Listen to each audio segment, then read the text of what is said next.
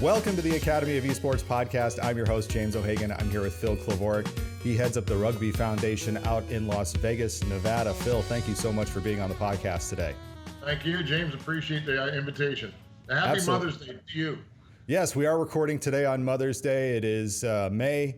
The world is still kind of reeling and changing and shifting. I know in Nevada, I believe you all have just started to reopen. In Racine here, we're still kind of in so much of a stay-at-home order as much as we can. But before we get into all that, before we get into everything, Phil, this is an episode that I think is selfish for me because I know on the podcast over the years I have talked about the connections between rugby and esports that I see, again, growing up in a rugby culture. Phil, you head up the Rugby Foundation in Las Vegas, Nevada. What is the Rugby Foundation and what was the start of it, and why are we even talking about rugby and esports today? Sure. So again, thank you for the invitation, James. So the Rugby Foundation was founded just under 2 years ago. It's based upon 4 pillars. One is youth development through education and training. Mm-hmm. Second is the women's focused pathways in sports. Third one is adaptive sports, or Paralympic people, wheelchair rugby, etc. And the fourth one is our uniformed services, or police, fire, military, EMS, our frontline people. And there's different pathways, and there's different programs inside each one of those. But a lot of this has to come down to, there's a few aspects that I think it's really important. One, for youth, it's about bringing in different personal skills and social development, as well as potentially into the workforce needs and development, and PTSD, health and wellness. So mm-hmm. there's several aspects of this. I don't think that they're actually independent of each other. I think they're very dependent on each other. And we're going to see how important it is going to be coming out of this COVID-19 pandemic stuff. Yeah, and when we talk about esports, one of the things we talk about is redefine athletic culture. At least that's the way I present it as an opportunity for us to do, because athletic culture, by and large in the United States, in the traditional sports, when we think football, baseball, basketball, those are sports that are very gender specific, very ability specific. But as we know with rugby is if you show up to practice, if you put in the effort, whether you're male, female, fat, skinny, tall, short, slow, whatever, we're all shapes and sizes. We all come together, and it really is a community of people who will take you as you are and find a place for you on the team. Yeah, so that's one of the big values about the sport of rugby, particularly in the 15s component, mm-hmm. is that it doesn't matter what your level of expertise is, or your fitness level, your size, abilities, age, things like that. There's always positions, and actually rugby is one of those sports that's, from a contact standpoint, it's one of the rare sports that actually continues on as we age. So it varies slightly as we get age. I mean, you can't go out and smash each other like you would as if you were a 25-year-old young buck. I try. But at the end of the day, I'm sitting here in pain in my right shoulder today, and I don't know what it's from, but I'm not going to blame rugby. I'm going to blame something else. But for me, looking at the crossover and the capabilities, it really does blend really well into this up-and-coming esports world that's really rocketing into success. The rugby world in sevens is an Olympic sport. It's which is part of now of the second or third largest sporting event at quadrangle. I think for some people we need to delineate the difference, because we talked about 15s and 7s. So in rugby, typically when you see a match on television, you may see where there's 15 people on each side. They play on what basically amounts to a football field. There's also a form of rugby called sevens, which is a much shorter game, played on the same size of a pitch, basically a football field size, but it's 7-on-7. So it's a much wider open play, a lot more sprinting, a lot more running. And that's probably what many people have seen, again, with the Olympics. Sometimes they show the Las Vegas sevens on TV. And so I just want to make sure people understand that there's a difference when we say 15s and 7s. Sure, yeah, and I appreciate you clearing that up, because, again, the audience needs to understand the subtleties. It's kind of like having a tournament every weekend in sevens, whereas 15s you can't have that because people are it's just way more physical. But mm-hmm. in sevens, it's kind of like linebacker versus free safety. I mean, it's just a go, and with no padding and things like that. And the halves are only 5 minutes long in sevens. Seven minutes. Yeah. Oh, yeah. 7 minutes. Sorry. Yeah. Yeah, it may seem like 5 for you because you're so fast. Right. No, that's not, sevens is not something usually, though they do have big boys division, but usually I will not even partake in a big boys division of sevens. That's just a lot of running. Yeah, So, that's usually the third half, the old boys. yeah. But yeah, as the world is exploding with esports again, because there's a lot of attention being paid to esports right now, because again, we don't have a whole lot. We're starting to see that, again, the commonalities between things, between rugby, between esports. It's not just the physicality of esport or of rugby that, and the way that we take people into the sport. I think too, a huge component of rugby that a lot of people don't understand is the social aspect of it. So when we look at the sport of rugby, people who are actually involved in the game, and it actually comes surprising to a lot of people who are new to the game, is that we look at things as being inclusive versus exclusive. And people are like, most of the people that get involved in the game is because you know a friend of a friend, or you're just show a various interests. It's not like they grow up with it. One of the programs that we're doing under the Rugby Foundation is trying to bring flag rugby, a very soft entry point into the sport, into schools, like elementary school, middle schools, so that there's no contact. It's like flag football, except with rugby rules. We teach them, the match officials, or the referees, as we call them match officials. And again, we teach them some of these respect stuff. And to your point, is that there's the sociology, the social side of the sport is as important as the physical combative component within those period of time. So we encourage the social side of things predominantly after the match, but the friendships and everything that are built as a result of that last a long time. I'll give you one example of that. I mean, sure. I can give you a million of those, but whenever I travel, if I'm not traveling professionally for my job, I always wear a rugby shirt, always. Mm-hmm. Because when you're on a plane or you're sitting in a restaurant, I guarantee you somebody who has played rugby or is affiliated to rugby will come over and say, "Oh, you play rugby," and those kinds of things. And all of a sudden you start conversing with a perfect stranger in another country. And it happens all the time. Not to mention in your own town that you never realize, or something like that. So it's another way of connecting. And people who've played the game have that bond. You know it, I know it, and everybody who's played the game. I'm going to just parlay here for a quick second, James. Sure. You and I have had this discussion a few times over the last 2 months since we got to know each other. And while we got connected through esports, we have bonded over the two things, right? The rugby and the esports. Mm-hmm. And if you look at who's connected us with Bubba, Brian, Zach, and Grant, Josh Otero, et cetera, we've all played rugby. What a coincidence, right? Right. But we don't want to be exclusive to the sport. But we can all get the parameters within it, as far as what we're trying to do as far as bringing it forward into esports. And I think where, again, there's a great parallel here, and you brought it up, is I'll give the example of my story where I was at a very nice restaurant with my dad having dinner, and I saw a group of gentlemen walk in, and they were wearing Major League Rugby shirts. And Major League Rugby is a United States league. It's not very popular, just started. It's our first, I guess, one of many attempts, I should say, second attempt to start a professional rugby league. But I went over, just as you said, and I went over and had conversation with them. Turns out they were all referees. They were all out for dinner. And there's a lot of that similarity too with esports. You'll see kids wearing their esports jerseys in town where I am here in Racine. And it's an amazing conversation starter, not just with kids, but with other adults who are also playing games. Hey, what games do you play? What's your team like?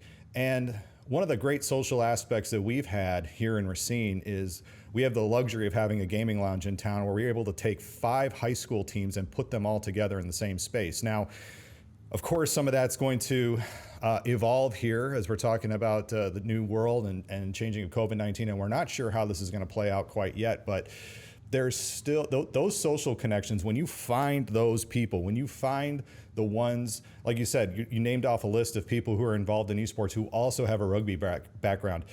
That is something where we share this unique fraternity, this common bond, and it goes, again, male and female as well, where you will find people who, we have one in Wisconsin High School Esports Association. She's a general manager way up north.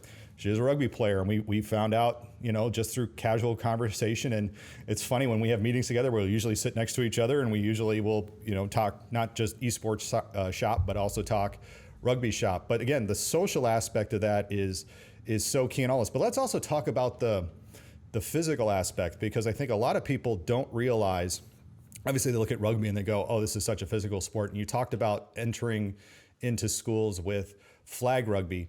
There's a lot of what can be translated from flag rugby back into esports as well, too, that I see. What do you see in this before I share my thoughts? Yeah, so I sit on the STEM board in the 5th largest school district in the United States, here in Las Vegas, right? Mm-hmm. I do the economic development for Las Vegas, and I also work in the nuclear field. So my brain is always moving, and I'm looking at connections and that kind of thing. And one of the things that I saw was that there is a lot of camaraderie built around esports. Mm-hmm. Around a game or team-to-team aspect of and everything else. There's a lot of preparation that goes into it. There's always the strive of being better as well. Now, there's the social side of things. Like, it's okay if you die 100 times in a game. There's no consequence. Fair enough, right? Mm-hmm. But for us, we look at it as an education and training tool from a sociology side of things, an organization skills development programs, finance program when you start running tournaments, things like that. And then there's leadership. And so we could get in and start talking about the ethos of rugby and how they parallel to what goes on in esports, if you want, James, because I think that's really the niche and the conduit of where the connection happens between what we're trying to do in rugby and in esports. And to the point is, in flag rugby, it's a Title IX compliant sport. Mm-hmm. There's no difference between the men's and the boys and girls. Mm-hmm. They play on the same team at the same time. And so they actually go out and run. They go out and do this all together. And I think that is important. Yes, we need to have control over that and that kind of stuff. But at the end of the day, we know that working and playing together is way more important than having the social division and everything else. So it's about building the team, but it's also about building the self-confidence, because that's important for you leading into your future as a student, as an adult, and accomplishing your goals. And I look at the opportunities built around flag rugby, as you said, it's Title IX compliant, it's co-gender, just like our teams are co-gender, multi-gender, if you will. And I look at that and I go, okay, if I'm an esports general manager and I want to incorporate movement, activities, exercise into my training, because your esports team is going to benefit from things like weightlifting, because that helps with problem solving. You're going to benefit from aerobic training, because that's going to help with keeping your heart rates low at the most exciting points of games. But, even, with rugby, it's all about not just taking the ball and running forward. It's about the awareness of your teammates around you. It's knowing who is where and what without even realizing or knowing consciously that they're necessarily there. It's almost like a subconscious game on a lot of levels.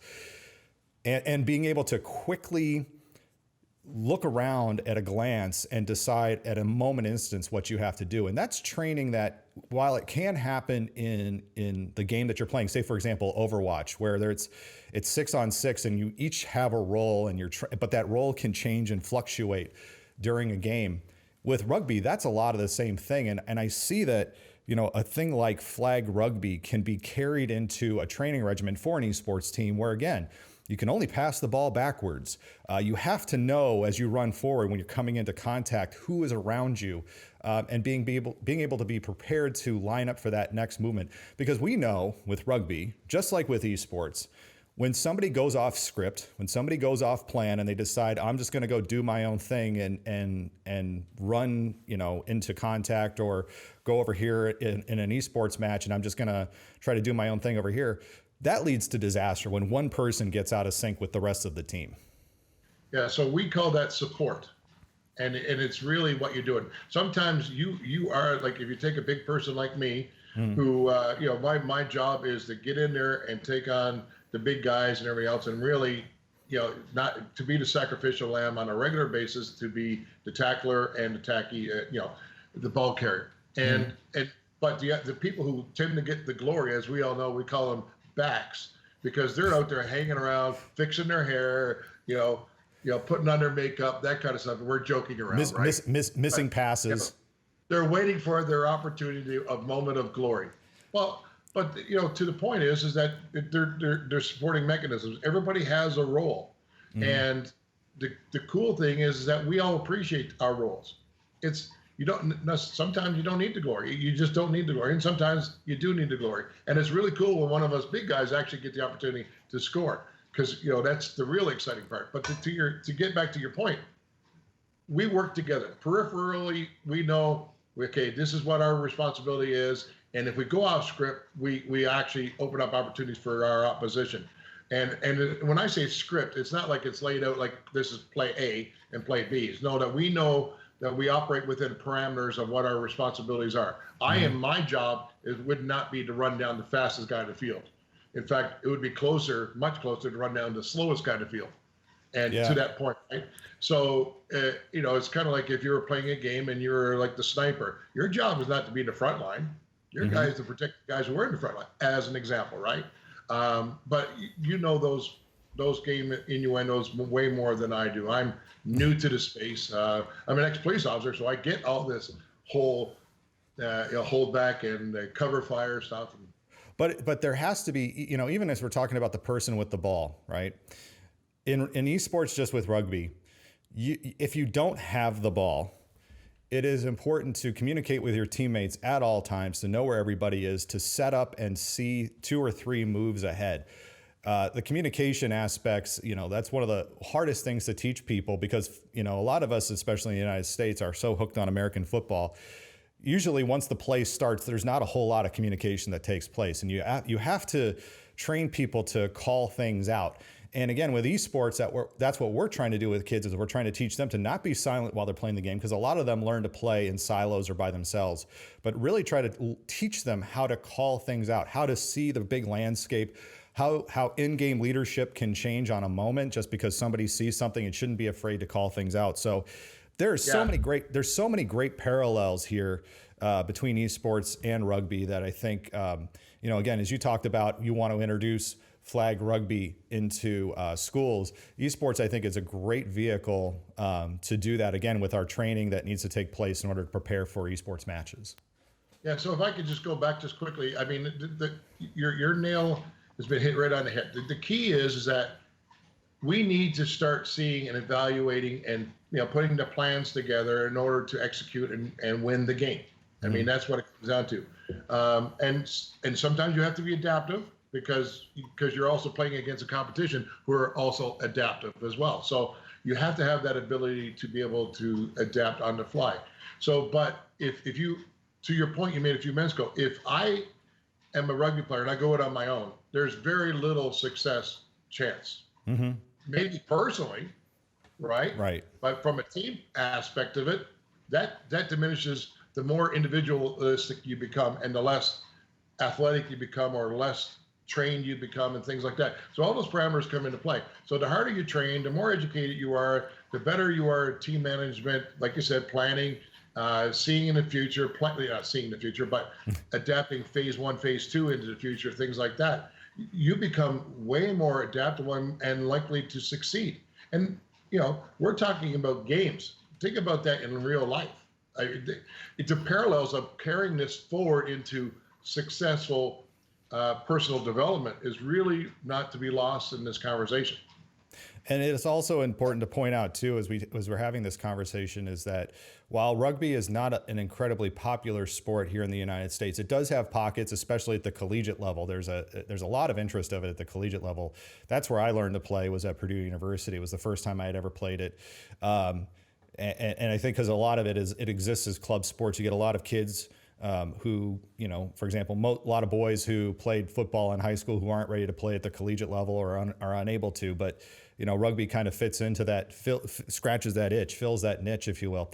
But there's that international connection too. And just like how esports has this international connection, rugby has that international connection as well. It's teams like South Africa and Great Britain, England, sorry, because England and Wales split, and Scotland. Yeah, the UK. So you got 3 teams actually there. Ireland. And then you go over into Asia and you've got Russia has a decent team. Japan has a huge team. China is really not taken to esports, nor do I think South Korea has. Well, unless you know otherwise. I know Fiji, countries like Fiji have and New Zealand and Australia have all taken obviously into rugby. But we have to also think about the worldwide connection potential that there is here. 100%. So one of the questions back was, what is the Rugby Foundation, right? Right. We are American based, but we operate basically from Alaska to Argentina and the Caribbean.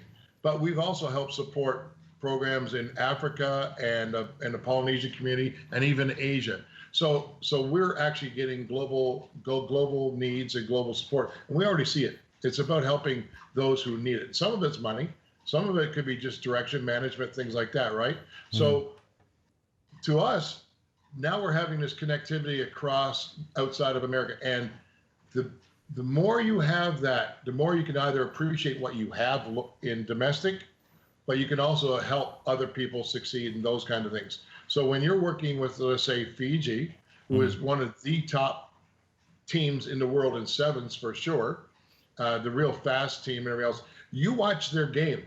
There's very little scripted action in the game of Fiji. It's like, they adapt on the fly. That's what makes them so exciting to watch. It makes them so exciting as a team because they all have this instinctual thing about they play together and then they do things that we all go, wow. And yet we watch it all the time and we're still like wowed by their athleticism and that kind of stuff. And that's just something that is really, really cool to watch. But at the same time, to your point, rugby is actually the 3rd most popular sport in the world. And it's just that it's not that popular in the United States. And what's great, and to go back on Fiji for a second, and here's where, again, some great esports correlation can take place. Fiji is not a wealthy country, if you will. And you look at their training that they do with their rugby teams, and it isn't at some high-end, sports facility like Ireland or England may have. They're literally doing this on beaches, on sand hills and lagoons, and they're doing it all out in nature. I mean, a lot of their training, I mean, if you've never seen their training before, look up Fiji rugby training, and it's probably going to make you throw up just watching it because of how hard they train outside in the heat and in nature. And it's just, with esports, again, there are going to be teams who have PCs with, high-end graphics cards and processors and chips. But, I've seen teams who are operating with monitors that are, castaways and machines that they've basically tried to just piecemeal together as best they can, who can be just as successful as anybody else.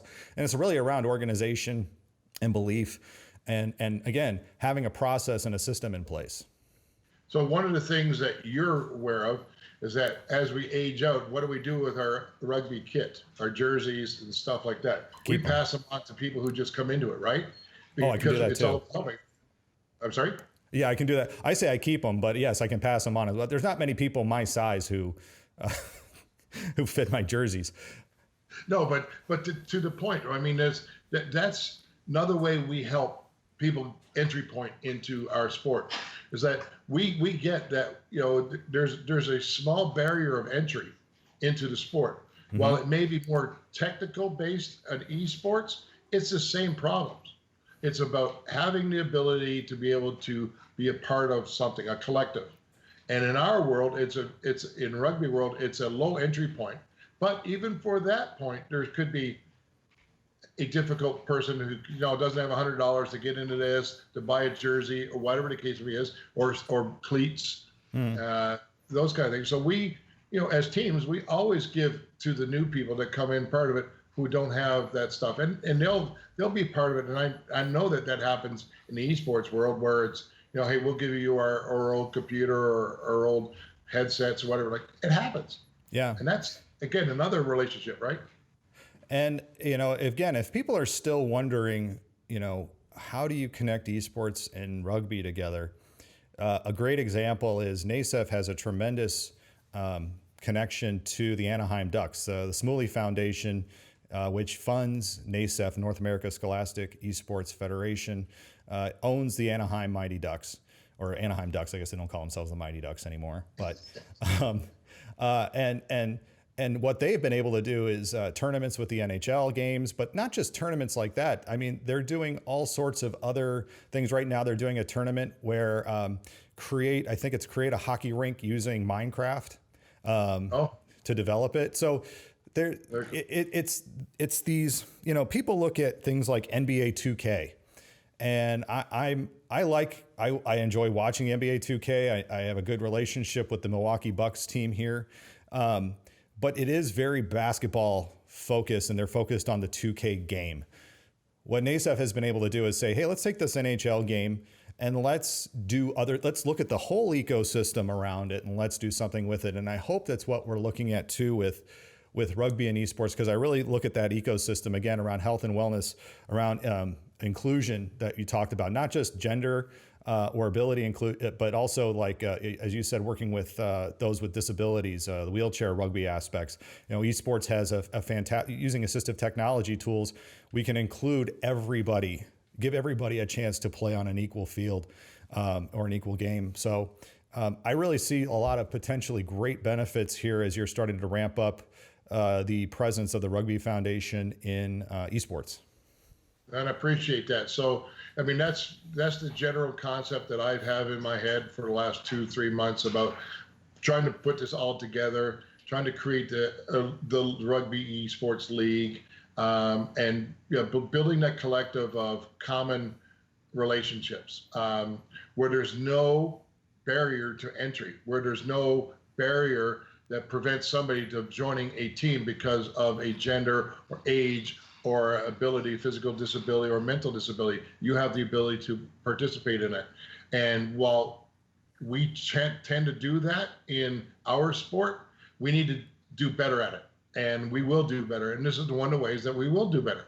And talking with NASEF last week, I'm very excited about that relationship, building that out. Oh, sorry. No, you can talk, but let's we want to keep that. Let's keep that a little bit of a secret here. Yeah, okay. That'll be in the next podcast. Yes. Yeah. So the point is that we are working together to try to make things happen, and the timing.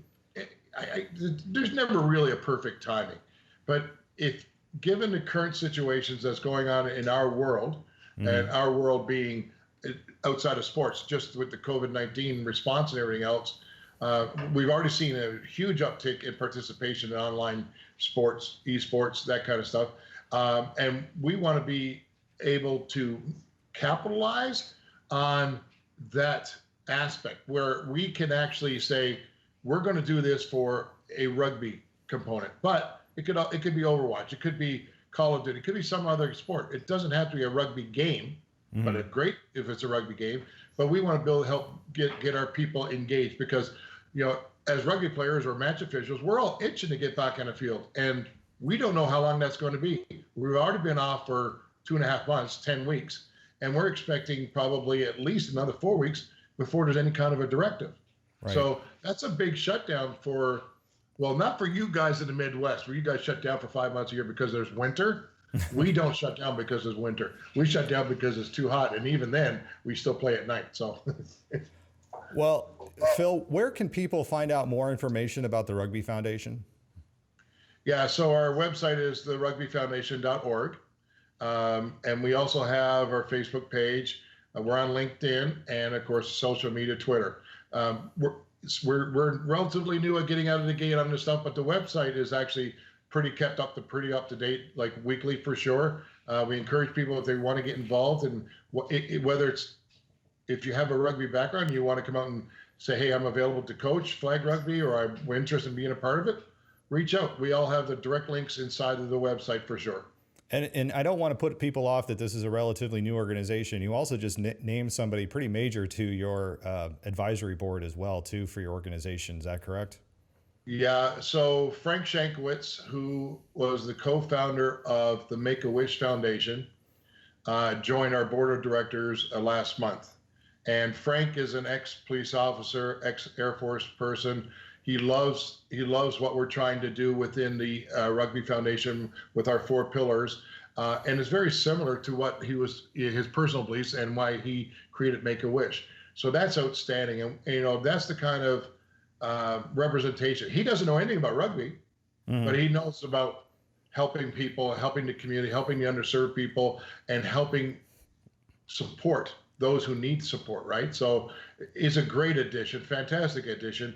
We're hoping to make a few more announcements similar to that probably in the next 4 to 6 weeks, because ultimately it's about building the best organization we could possibly do and keeping it that way. And I look forward to the ideas. As much as I love esports, I do love rugby. If I can promote rugby through esports, great. And if I can promote esports through rugby, even better. Oh, no, we will. There's that synergy. We got that piece of the puzzle. We're going to work together on this. So, James, I appreciate you for what you've done and inclusion of me into this whole aspect of it and guiding me in a lot of ways and making a lot of introductions. So you're the man. You and Bubba, Brian, there's several of you guys who are really, really important, and I appreciate it. Phil, thank you so much for being on the Academy of Esports podcast today. Thank you very much, James. All the best. That will do it for this week on the Academy of Esports. I've been your host, James O'Hagan. Esports are organized competitive video games allowing schools to redefine their athletic culture, diversify opportunities for student participation, promote good physical and mental health, increase collegiate scholarship pathways, and play games. We can never forget the importance of play. The mission of the Academy of Esports is to support these ideals. The vision of the Academy of Esports is for all students to experience the fun and joy of playing competitive video games. You may follow me on Twitter at Jim O'Hagan. That's at JIMOHAGAN, and through the Academy of Esports account at TAO Esports. It's a great way to get the latest blog posts, podcast episodes, and news coming out of esports and education. And remember, you can continue your engagement by going to www.taoesports.com. You can also connect through Facebook at www.facebook.com/TAOesports. Thanks again for listening, and I look forward to our time again next week.